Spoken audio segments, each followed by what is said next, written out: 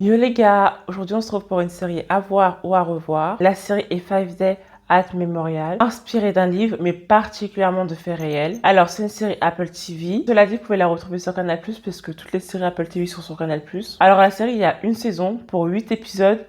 Et les épisodes durent entre 40 et 50 minutes. Pour retrouver comme acteurs phares Vera Farmiga, Jerry Jones et Cornelius Smith Jr. Alors, comme je vous disais, la série, c'est une histoire vraie qui se passe en 2005 dans l'hôpital Memorial Medical Center à la Nouvelle-Orléans durant l'ouragan Katrina. Alors, faut savoir que l'ouragan Katrina, déjà, c'est l'un des plus puissants des États-Unis. Il a eu 1836 morts et d'innombrables blessés encore et même des centaines de personnes complètement disparues en fait. On les a jamais retrouvées. Et je sais que ça a énormément marqué l'Amérique. Donc du coup, comme le titre l'indique, pendant 5 jours en fait, on est dans l'hôpital. On suit les patients, mais particulièrement les membres hospitaliers qui sont complètement laissés à l'abandon en fait. Personnellement, pendant toute la saison, j'étais sous tension. J'étais tellement sous tension. Et en plus, ça m'enrageait. En fait, déjà quand t'es sous tension, tu vois l'injustice, ça t'énerve. Même si c'est qu'une série, tu dis Audrey, c'est qu'une série. Calme-toi. Mais quand tu sais que c'est une histoire vraie, ça rend fou. Ça rend fou.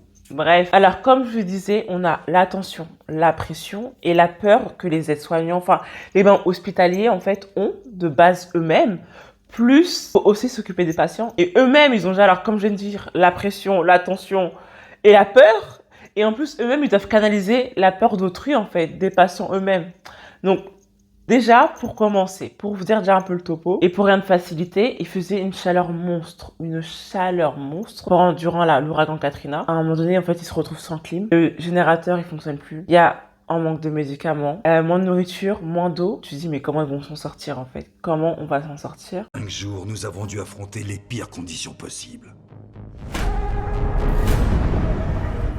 Plus, comme je viens de vous dire, tous les manques là, tous les trucs qui arrivent pour rien faciliter, en fait, faut savoir prioriser les choses. Donc, forcément, tous les membres ne sont pas d'accord. Il y a la chef qui décide, hein, bien sûr, mais il y a toujours une personne qui est pas d'accord, qui veut faire la rebelle. Là, c'est que la première partie, en fait. Que la première partie. En fait, à un moment donné, ils se retrouvent dans un ultimatum, les gars. C'est de trier les patients. Oui, le mot est de trier les patients parce qu'en fait, ils se retrouvent dans une évacuation d'urgence. C'est même pas prévu, ils ont rien. Ils vous disent, hé les gars, faut qu'on parte. Genre, on vient vous sauver après 5 jours là. Il faut qu'on parte maintenant. Maintenant. Du coup, les SAMU arrivent. En fait, il faut les sauver tout de suite maintenant.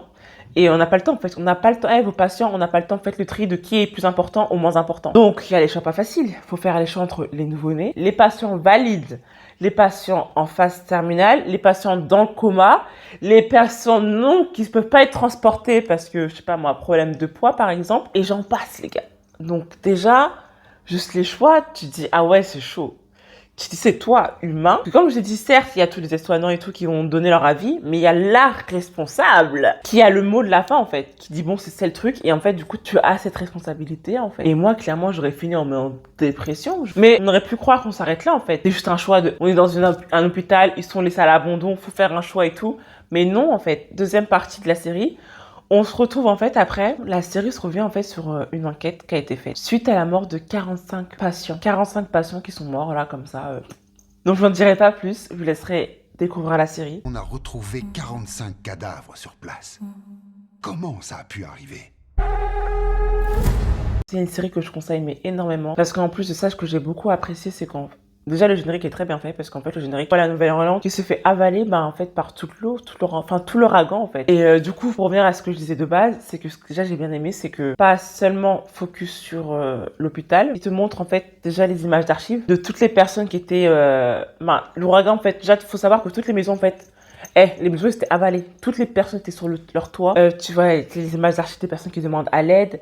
T'as les personnes qui en fait même, malheureusement aussi l'hôpital a dû refuser des personnes qui venaient à la nage ou par bateau, par leur propre moyen bateau vraiment entre guillemets. Ils refusaient des gens à l'entrée de l'hôpital. Franchement, c'était vraiment pas facile. Vraiment là, je vous conseille vraiment la série. En plus, on se rend parce qu'en fait généralement l'ouragan Katrina, bon à part ceux qui l'ont vraiment vécu, mais nous, enfin personnellement je parle, mais quand j'entends l'ouragan Katrina, j'ai souvent entendu parler dans les séries, dans les films.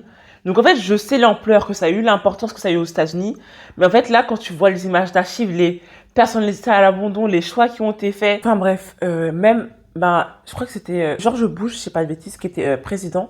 Le mec, il a fait des choix, mais calamiteux. Mais vraiment, mais pathétique, le mec était pathétique. Je vous conseille vraiment déjà, juste pour en savoir plus pour l'ouragan Katrina, je vous la conseille mais vraiment très fortement. C'est une série à voir et à revoir. J'attends votre retour. Qu'est-ce que vous en avez pensé? À la fin de la série, j'étais ressortie chamboulée. Et bah à bientôt, bye.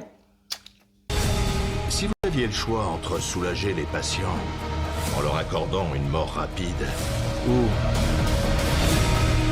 les abandonner en les condamnant à une mort lente,